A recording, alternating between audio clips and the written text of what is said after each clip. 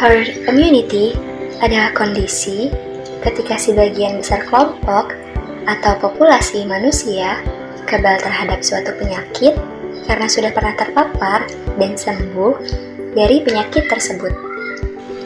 Istilah ini mulai dikenal oleh publik setelah pandemi virus corona penyebab COVID-19 mewabah di Indonesia. Meskipun dinilai bisa menghambat penyebaran virus, tapi strategi ini sangat beresiko. Karena dampaknya tentu akan memakan korban dalam jumlah yang sangat besar. Untuk mencapai herd immunity, setidaknya 70% dari populasi harus terinfeksi terlebih dahulu. Apabila penduduk Indonesia dianggap sebanyak 270 juta, maka sedikitnya 189 juta harus terinfeksi untuk mendapatkan herd immunity.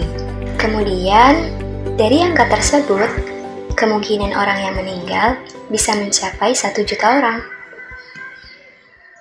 Spekulasi terkait herd immunity tentunya tidak muncul begitu saja.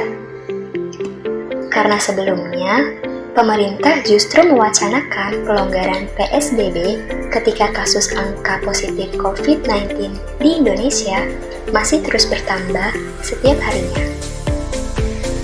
Pengurangan keketatan PSBB dimulai dari sektor transportasi. Karena pemerintah menilai perkembangan kasus COVID-19 di Indonesia menurut dia mulai melandai. Tapi pertanyaan, apakah strategi ini akan efektif? Atau mungkin akan berbahaya untuk kita semua? Pemerintah kita harus betul-betul matang mempersiapkan strategi ini. Kita ambil contoh dari Swedia, yang nekat memakai strategi herd immunity atau kekebalan masyarakat untuk melawan virus corona COVID-19.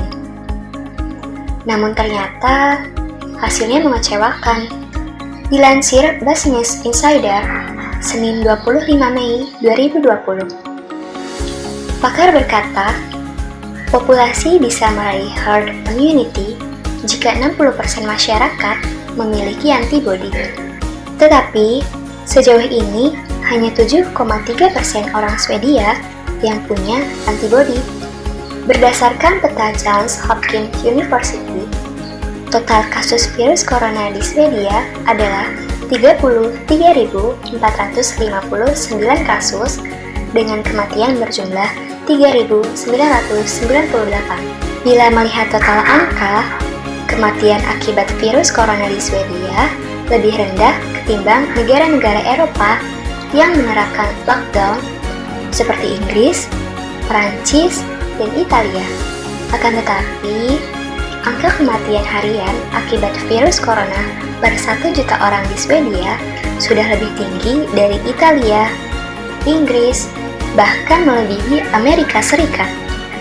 Hal itu terungkap dalam studi yang berasal dari pemeriksaan terhadap 1.100 warga Stockholm. Sejauh ini, kasus virus corona di Swedia adalah yang tertinggi dibanding negara-negara Skandinavia lain seperti Norwegia, Finlandia, Denmark, dan Islandia. Terima kasih telah berkunjung ke channel kami. Kalau kalian rasa channel ini bermanfaat, jangan lupa like, komen, dan subscribe. Kalau kalian tidak suka dengan channel ini, silahkan untuk dislike video ini. Jika punya pertanyaan lain, tulis aja di kolom komentar. Selamat bertemu di video berikutnya.